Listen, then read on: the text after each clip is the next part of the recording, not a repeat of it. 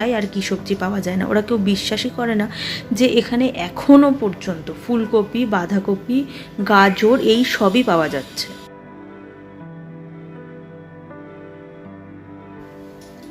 আর যদি বলি এখানকার সবজির কথা, সাথে মানে কোনো শাকের কথা, এখানে মেন পাওয়া যায় পালং শাক, তার সাথে নিম পাতা, কারি পাতা, এই আছে এখানে সবজি। মাঝে মাঝে আমরা লাল শাক বা নোটে শাক দু একটা তাও দেখতে পেলে পাওয়া যায়।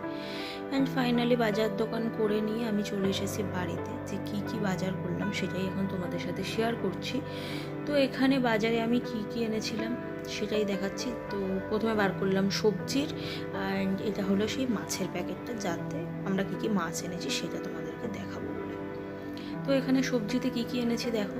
এনেছিলাম ডাঁটা, আর এনেছিলাম একটা ঝিঙে, একটু ধনেপাতা, আর এখানে কি এনেছিলাম, আচ্ছা ফুলকপি,